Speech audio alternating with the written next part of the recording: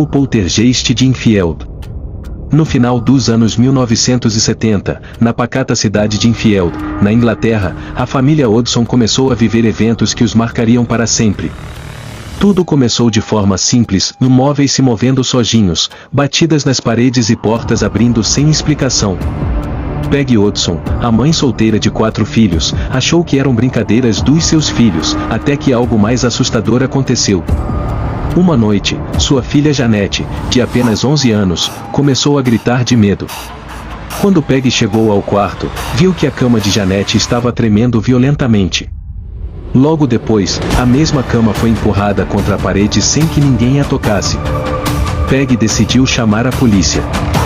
2 policiais foram até a casa e testemunharam algo que desafiava a lógica. Uma cadeira se moveu cerca de 1 metro sozinha, como se estivesse sendo empurrada por uma força invisível. Apesar de presenciarem o fenômeno, os policiais afirmaram que aquilo estava fora de sua jurisdição e recomendaram que Peggy buscasse a ajuda de um investigador paranormal. Foi então que Maurice Gross e Gaelion Playfair, 2 pesquisadores da Sociedade de Pesquisas Psíquicas, começaram a investigar. Durante meses, eles documentaram eventos inexplicáveis. Janete parecia ser o principal foco dos fenômenos. Ela era frequentemente arremessada da cama, dizia ouvir vozes, e em algumas ocasiões, começava a falar com uma voz gutural, que parecia pertencer a um homem idoso. As gravações feitas pelos investigadores capturaram essas vozes. Uma das mais perturbadoras dizia: "Meu nome é Bill Wilkins. Eu morri nesta casa. Tive uma hemorragia enquanto estava sentado na poltrona." O que deixou os pesquisadores em choque foi descobrir que Bill Wilkins era, de fato, um homem que havia vivido na casa anos antes e morrido exatamente como a voz descreveu. A família não tinha como saber dessa informação. Os fenômenos aumentaram, objetos voavam pelos cômodos, crucifixos eram torcidos, e sombras eram vistas nos corredores. Janete chegou a ser fotografada sendo arremessada para fora da cama, como se uma força invisível a estivesse empurrando. Embora muitos acreditassem na veracidade do caso, outros acusaram as crianças de fraude. Janete admitiu anos depois que algumas brincadeiras foram feitas, mas afirmou que a maioria dos eventos era real. Mesmo com o ceticismo, várias testemunhas independentes, incluindo jornalistas, policiais e investigadores, relataram ter visto e ouvido coisas inexplicáveis naquela casa. O caso terminou de forma tão misteriosa quanto começou. Gradualmente, os fenômenos diminuíram até cessarem completamente. A casa continua de pé até hoje, e seus novos moradores alegam que nada mais de estranho aconteceu desde então. No entanto, os eventos de Enfield permanecem como um dos mistérios paranormais mais assustadores já registrados. A história real do poltergeist de Enfield continua a fascinar e assustar quem ouve sobre ela. Muitos tentam explicar o caso, mas até hoje, ninguém conseguiu dar uma resposta definitiva sobre o que aconteceu naquela casa. O caso de Doris Bitter. Em 1974, Doris Bitter, uma mulher de 30 anos, vivia com seus 4 filhos em uma casa simples na cidade de Culver City, Califórnia. A vida dela já era cheia de dificuldades, e um histórico de abuso e conflitos familiares marcavam sua história. Mas tudo mudou para pior quando ela começou a ser aterrorizada por forças que ninguém conseguia explicar. Doris relatou que sua casa era invadida por entidades, forças invisíveis que a atacavam fisicamente.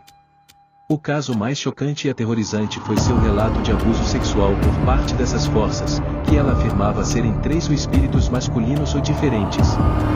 2 deles seguravam seus braços e pernas enquanto o terceiro a atacava. As agressões a deixavam coberta de hematomas, que surgiam misteriosamente, às vezes na frente de seus filhos.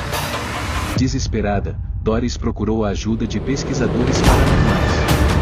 Foi então que o Dr. Bell e Taffy Game, 2 respeitados parapsicólogos, assumiram o caso. Inicialmente, eles acreditavam que Doris sofria de problemas psicológicos, mas logo perceberam que havia algo muito mais sinistro acontecendo naquela casa. Durante suas investigações, testemunharam fenômenos inexplicáveis. Objetos voavam sozinhos pelo cômodo. Portas batiam com força sem que houvesse vento ou correntes de ar. Luzes estranhas e orbes brilhantes flutuavam pela casa. O momento mais assustador aconteceu durante uma sessão de investigação com câmeras e equipamentos especializados. Em um dos quartos, uma luz esverdeada começou a tomar forma diante de todos os presentes. Gradualmente, ela assumiu o contorno de um torso masculino, sem braços ou pernas, flutuando no ar. Várias testemunhas, incluindo membros da equipe de investigação, confirmaram ter visto essa aparição. As fotos tiradas durante o evento mostraram estranhas esferas de luz e distorções no ambiente, mas nenhuma explicação científica conseguiu decifrar o que realmente aconteceu. Os ataques contra Doris e sua família continuaram por anos, apesar de várias tentativas de ajuda espiritual e psicológica. No entanto, o fenômeno parecia ligado diretamente a ela. Dr. Tav especulou que o estado emocional frágil de Doris poderia estar de alguma forma alimentando os eventos, mas isso nunca foi comprovado. Eventualmente, Doris deixou a casa, mas os fenômenos seguiram com ela. Anos depois, ela faleceu de causas naturais, ainda assombrada por esses eventos. Seus filhos, agora adultos, confirmaram que testemunharam tudo e que as experiências na casa eram reais. O caso de Doris Bitter inspirou o filme de terror A Entidade, ou The Entity, lançado em 1982. Até hoje, o caso é amplamente discutido entre estudiosos do paranormal e permanece como um dos mais assustadores relatos documentados. Se era uma manifestação sobrenatural ou algo que a ciência não pode explicar, ninguém sabe ao certo.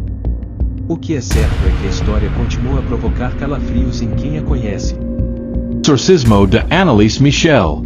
Em 1975, Anneliese Michel, uma jovem alemã de 23 anos, começou a manifestar comportamentos aterrorizantes que, segundo testemunhas, iam muito além de qualquer explicação médica ou psicológica. Criada em uma família católica devota, Anneliese era uma jovem normal e estudiosa, mas sua vida mudou drasticamente quando ela começou a ouvir vozes e ver rostos demoníacos ao seu redor.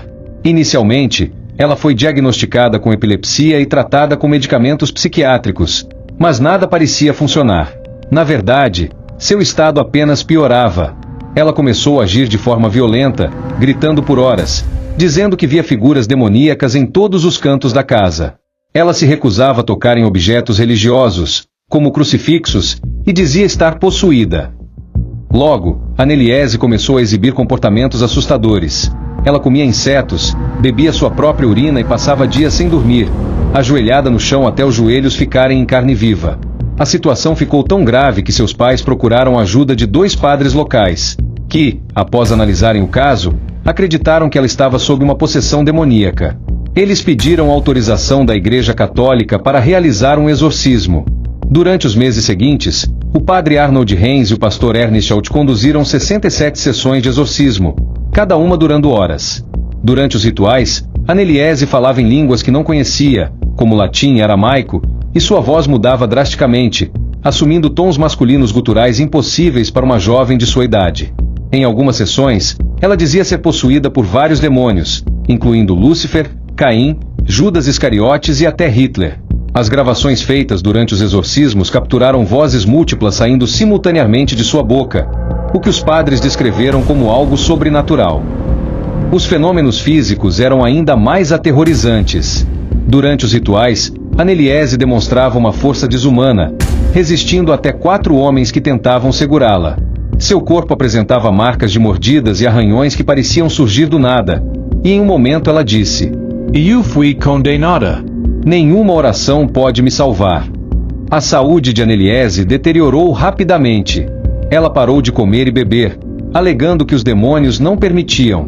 Em 1º de julho de 1976, após meses de exorcismos intensos, Anneliese morreu de desnutrição e desidratação. Seu corpo pesava apenas 30 quilos. Após sua morte, seus pais e os padres responsáveis foram levados a julgamento. O caso chocou o mundo e levantou um intenso debate sobre fé, saúde mental e abuso religioso. Os padres foram condenados por homicídio negligente, mas continuaram a defender que Anneliese estava possuída. O mais assustador, antes de morrer, Anneliese teria dito à mãe: "Mãe, eu morro para salvar os outros. Reze por mim." Até hoje, o caso de Anneliese Michel divide opiniões. Muitos acreditam que foi um trágico caso de negligência médica, enquanto outros apontam para as evidências sobrenaturais documentadas, incluindo as gravações perturbadoras que ainda podem ser ouvidas. Essa história continua a ser um dos casos mais aterrorizantes de possessão demoníaca já registrados. As fotos, áudios e relatos associados ao caso deixam uma impressão permanente em quem se atreve a explorá-lo.